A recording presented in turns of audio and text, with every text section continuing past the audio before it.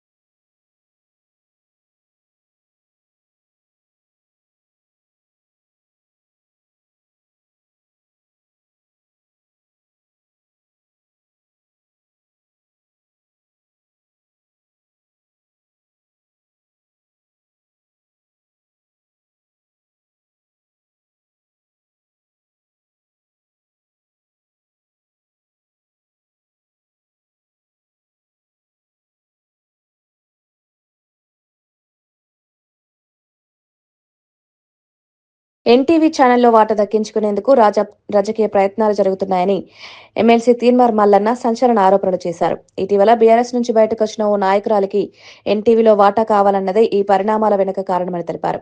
BRS పార్టీకి tea news ఉన్నట్లే తన పార్టీకి కూడా ఒక ఛానల్ ఉండాలనే ఉద్దేశంతో ఈ ప్రయత్నాలు జరుగుతున్నాయని వ్యాఖ్యానించారు. ఈ వ్యవహారానికి ఓ పార్టీ నేత మద్దతు ఇస్తున్నారని పేర్కొన్నారు. మీడియాను రాజకీయ అవసరాల కోసం ఉపయోగించాలనే ధోరణి ప్రజాస్వామ్యానికి ప్రమాదకరమన్నారు. మీడియా స్వతంత్రత దెబ్బతింటే ప్రజలకు నష్టం జరుగుతుందని హెచ్చరించారు. ఈ వ్యాఖ్యలు రాజకీయ మీడియా వర్గాల్లో తీవ్ర చర్చకు దారితీశాయి. నాకు మిత్రుడు చెప్పాడు, అన్న ఇట్లా జరిగిందన్న అంటే ఆ పంచాయతీ గదిగా తమ్మి గిది పంచాయతీ, ఇది వాటాల పంచాయతీ, ఇది స్టేట్ల పంచాయతీ. ఎన్టీవీలో ఒక మహిళకు వాటా కోసం అంటే టీఆర్ఎస్ పార్టీకి టీ న్యూస్ ఎట్లా ఉందో ఇప్పుడు ఆమెకు కూడా ఒక న్యూస్ ఛానల్ కావాలట. ఆ న్యూస్ ఛానల్లో వాటా కోసం ఆమె చేస్తున్నటువంటి ప్రయత్నాల్లో ఇదొక ప్రయత్నం అంతే. ఇదంతా నరేంద్ర చౌదరి గారిని బెదిరించి నరేంద్ర చౌదరి గారు నీ సంగతి ఏంది మరి, ఆ వాటా ఇస్తావా లేదా ఈమెకు అనేటువంటి డీల్ జరుగుతూ ఉందన్నట్టు ఆ పనిలో ఉన్నది ఇప్పుడు ఆ వ్యవస్థ అంతా. ఇది ఒరిజినల్ కథ. సంక్రాంతి పండుగ సందర్భంగా గుంటూరు జిల్లా తెనాలిలో అల్లుడికి అరుదైన విందు ఏర్పాటు చేశారు. వందనపు మురళీకృష్ణ దంపతులు తమ అల్లుడు రాజమండ్రి వాసి శ్రీదత్త కోసం ఏకంగా 158 రకాల పిండి వంటలతో భోజనం సిద్ధం చేశారు. గోదావరి, గుంటూరు ప్రాంతాల సాంప్రదాయ రుచులను మేళవిస్తూ స్వీట్లు, హాట్లు, కూరలు ప్రత్యేకంగా వండారు. అల్లుడికి ఇచ్చే గౌరవానికి ఇది ప్రత్యేకగా నిలిచిందని కుటుంబ సభ్యులు తెలిపారు. ఈ వినూత్న విందు సోషల్ మీడియాలో వైరల్ గా మారి రాష్ట్ర వ్యాప్తంగా ఆసక్తి రేపుతోంది. సాంప్రదాయ పండుగలకు, కుటుంబ బంధాలకు ఇచ్చే ప్రాధాన్యాన్ని ఈ ఘటన గుర్తు చేస్తోందని పలువురు అభిప్రాయపడుతున్నారు. సంక్రాంతి సంబరాల్లో ఈ వంతు ప్రత్యేక ఆకర్షణగా నిలిచింది.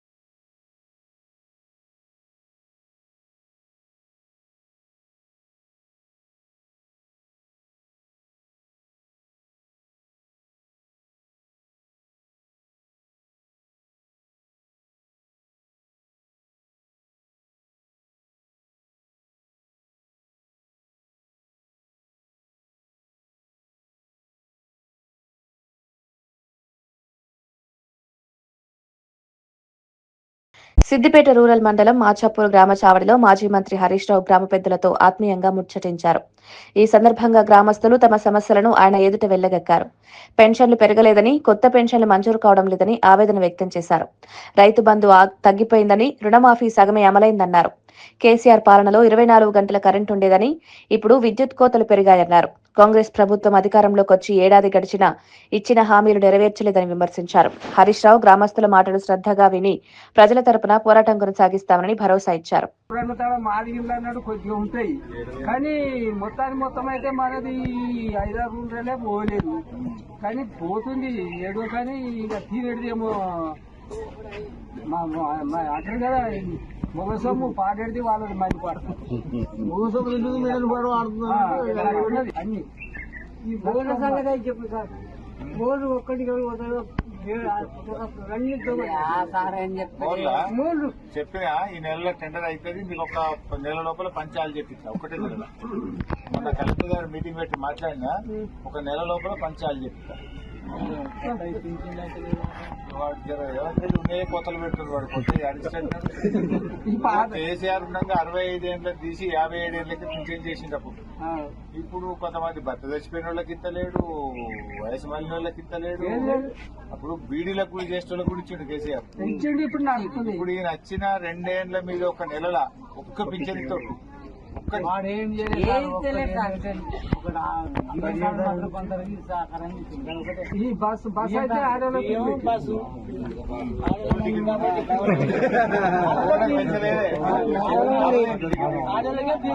ఆడల ఫ్రీ అని మొగలకు భర్త ఫ్రీ మొగలికి రెండు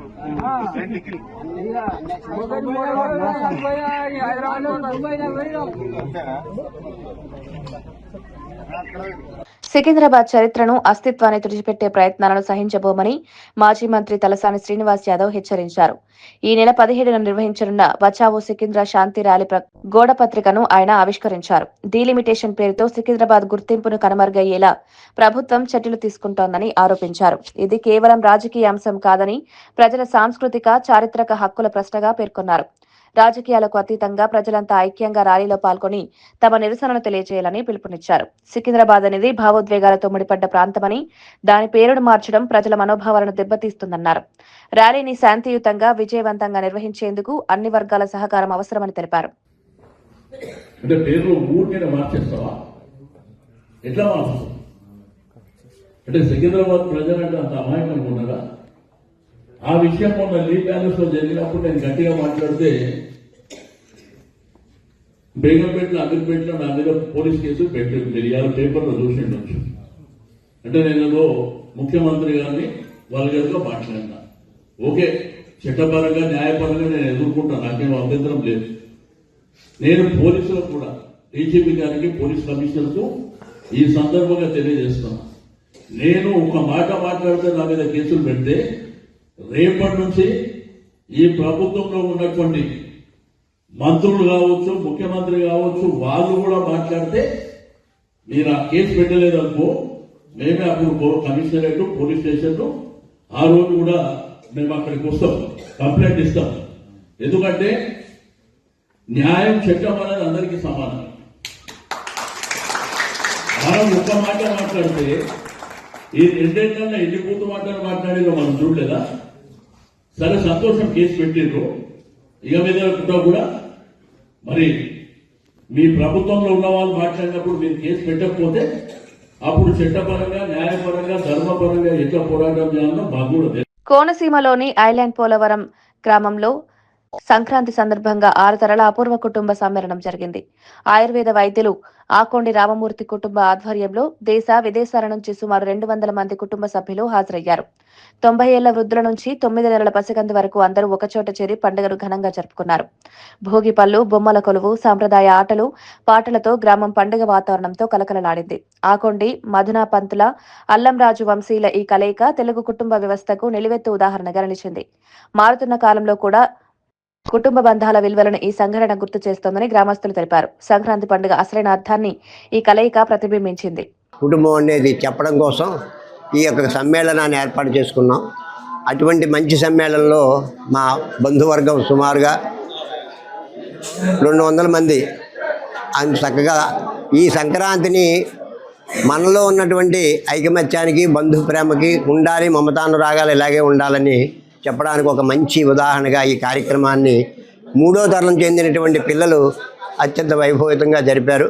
వారందరూ ఈ కామేశ్వరి వీరికి ఇలవేలుపు. ఆ కామేశ్వరి దేవ కృపతో ఈ యొక్క సంతానం దినదిన అభివృద్ధి అందాలని చెప్పి మనసారా కోరుకుంటున్నాం.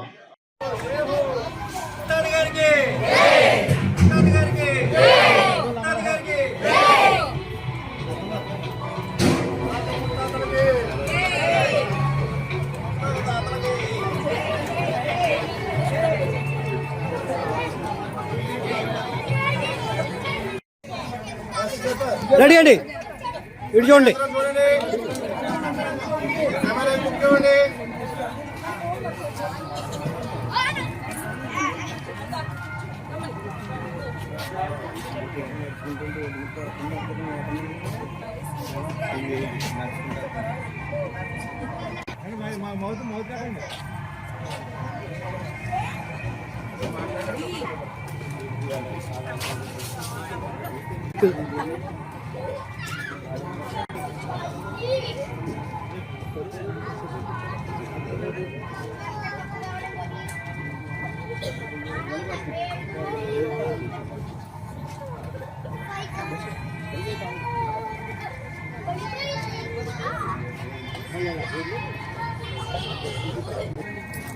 నారావారిపల్లెలో సంక్రాంతి పండుగను పురస్కరించుకుని ముఖ్యమంత్రి నారా చంద్రబాబు నాయుడు కుటుంబ సభ్యులతో కలిసి గ్రామ దేవతలు దొడ్డి గంగమ్మ నాగాలమ్మకు ప్రత్యేక పూజలు నిర్వహించారు. అంతకుముందు టీటీడీ ఈవో అనిల్ కుమార్ సింఘాల్ స్వామివారి ప్రసాదం చిత్రపటాన్ని అందించారు. వేద పండితులు ఆశీర్వచనాలు చేశారు. అనంతరం సీఎం తన తల్లిదండ్రులు ఖర్జూర నాయుడు అమ్మన్నమ్మ సమాధుల వద్ద కుటుంబంతో కలిసి నివాళులర్పించారు. ఇంటి ఆవరణలో ఎన్టీఆర్ బసవతారకం విగ్రహాలకు పూలమాలలు వేసి గౌరవం తెలిపారు. ఈ సందర్భంగా జిల్లాలోని వివిధ ప్రాంతాల నుంచి వచ్చిన ప్రజల సమస్యలను విన్నవించుకున్నారు. వారి అర్జీలను స్వీకరించిన సీఎం పరిష్కారానికి అధికారులను ఆదేశించారు. ఈ కార్యక్రమం గ్రామంలో విశేష ప్రాధాన్యం సంతరించుకుంది.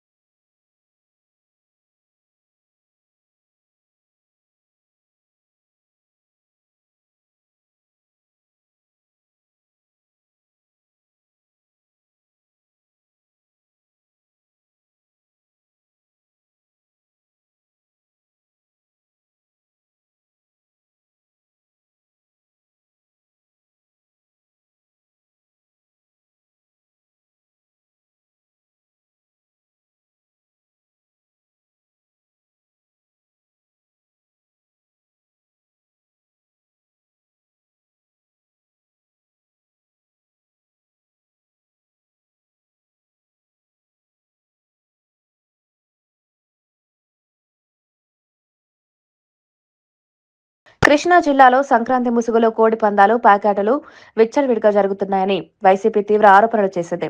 బాపులపాడు మండలం వేలేరు గ్రామంలో కోడి పందాల బరిలో ఇరు వర్గాల మధ్య ఘర్షణలు చోటు చేసుకున్నాయని తెలిపింది. ఈ గొడవలతో సామాన్య ప్రజలు భయభ్రాంతులకు గురయ్యారని పేర్కొంది. కోడి పందాల బరిలో మద్యం అమ్మకాలు జరుగుతున్నా పోలీసులు పట్టించుకోవడం లేదని విమర్శించింది. సంక్రాంతి సంబరాల ముసుగులో రాష్ట్రాన్ని క్యాసినోలా మార్చారని ప్రభుత్వంపై ఆరోపణలు గుప్పించింది. శాంతి భద్రతలు దెబ్బతినే పరిస్థితులు ఏర్పడుతున్నాయని వెంటనే కఠిన చర్యలు తీసుకోవాలని డిమాండ్ చేసింది. ఈ అంశం జిల్లాలో రాజకీయంగా ఉద్రిక్తతకు దారితీసింది.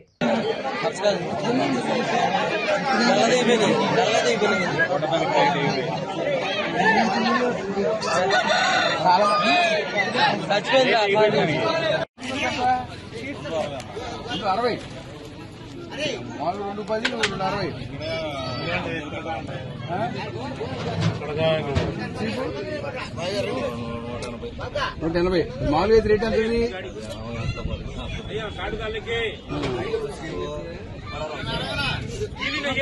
దాన్ని అమ్ముతున్నావుగా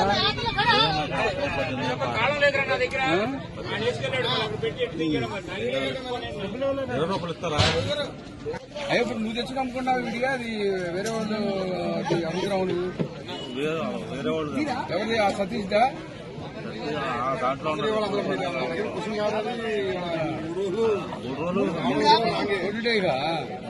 ఏమి బేరం లేదు.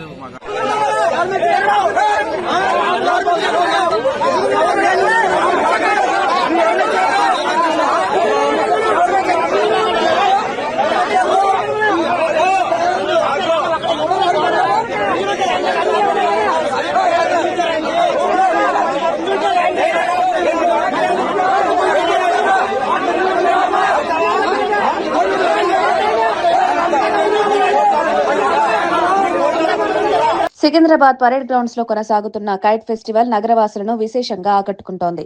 వివిధ ఆకృతులు రంగుల్లో ఉన్న పతంగులు ఆకాశాన్ని నింపుతూ సందడి చేస్తున్నాయి. పిల్లలు కుటుంబాలు పెద్ద సంఖ్యలో ఫెస్టివల్ కు తరలివస్తున్నారు.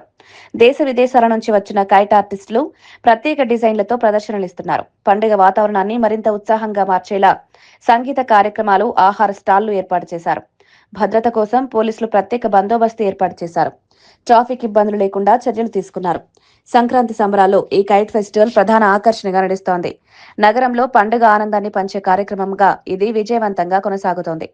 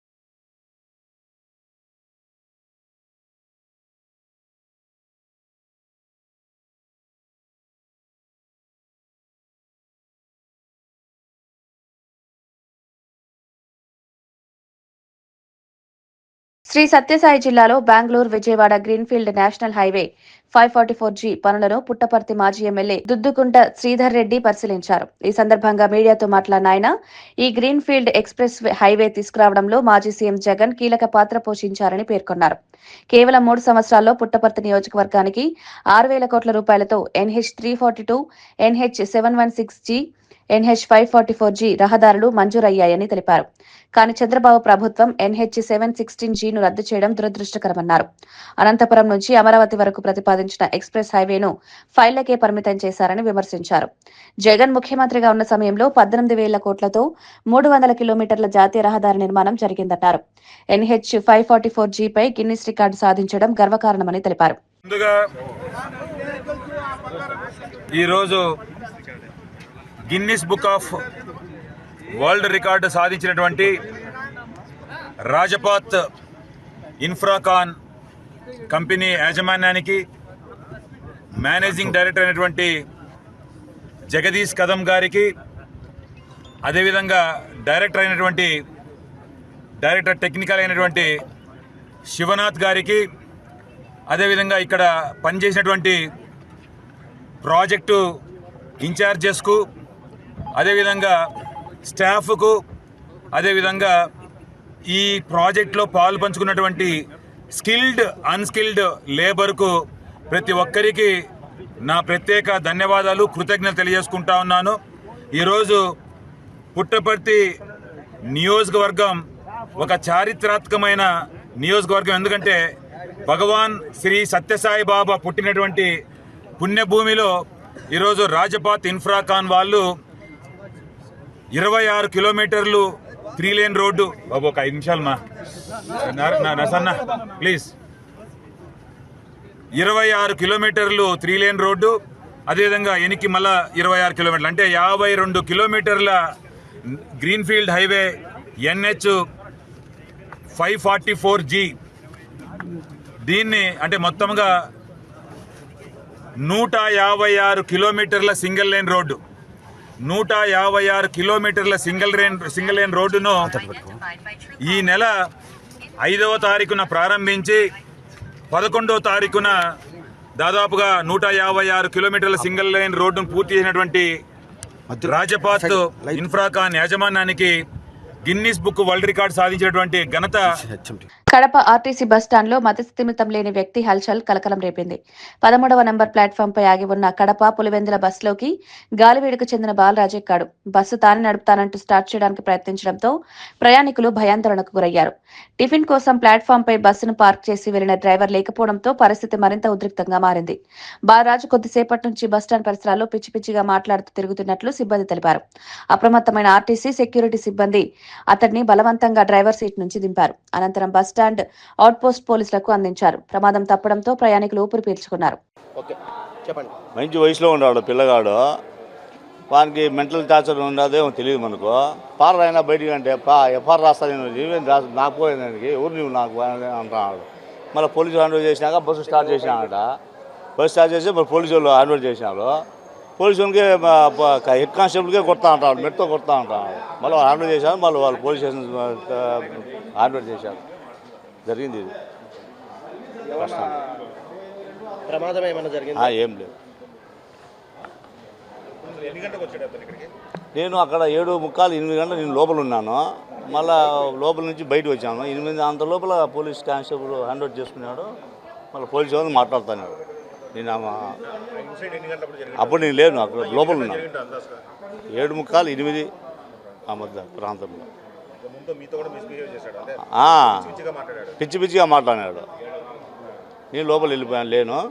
మళ్ళీ వస్తే కానిస్టేబుల్ హ్యాండ్ ఓవర్ చేసుకున్నారు. మళ్ళీ తీసుకుపోయినారు లోపలికి. కానిస్టేబుల్గా మెట్తో కొడతా అంటున్నాడు. లోపల తీసుకుపోయినారు హ్యాండ్ ఓవర్ చేశాను పోలీసు తీసుకుపోయినారు. పురాణా పూల్ గుడిపై జరిగిన దాడి ఘటనపై సోషల్ మీడియాలో తీవ్ర దుమారం చెలరేగింది. ఈ ఘటనను ప్రస్తావిస్తూ కొందరు నెటిజన్లు ఘాటు వ్యాఖ్యలు చేశారు. కాంగ్రెస్ ఎంపీ అనిల్ కుమార్ పై విమర్శలు చేస్తూ పోస్టులు వైరల్ గా మారాయి. రాజకీయ ఆరోపణలు, వ్యక్తిగత వ్యాఖ్యలతో సోషల్ మీడియా వేడెక్కింది. ఈ వ్యాఖ్యలపై వివిధ వర్గాల నుంచి విభిన్న స్పందనలు వస్తున్నాయి. కొందరు ఘటనపై తక్షణమే చర్యలు తీసుకోవాలని డిమాండ్ చేస్తుండగా మరికొందరు భాషా మర్యాదలు పాటించాలని సూచిస్తున్నారు. దేవాలయాల భద్రత, మత సంవత్సరంపై కూడా ఈ ఘటన చర్చకు దారితీసింది. పోలీసులు పరిస్థితిని గమనిస్తూ సోషల్ మీడియాలో ఉద్రిక్తతలు పెరగకుండా చర్యలు తీసుకుంటున్నట్లు సమాచారం. ఈ ఘటన రాజకీయ, సామాజిక వర్గాల్లో మరింత చర్చను రేపుతోంది.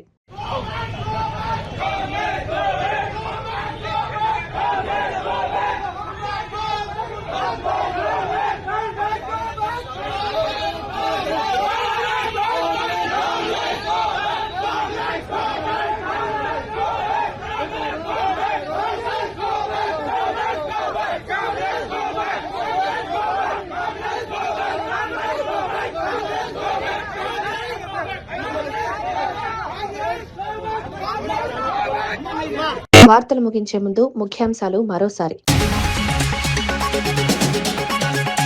వైజాగ్, తిరుపతి, అమరావతిని మెగా సిటీలుగా అభివృద్ధి చేస్తామన్న చంద్రబాబు.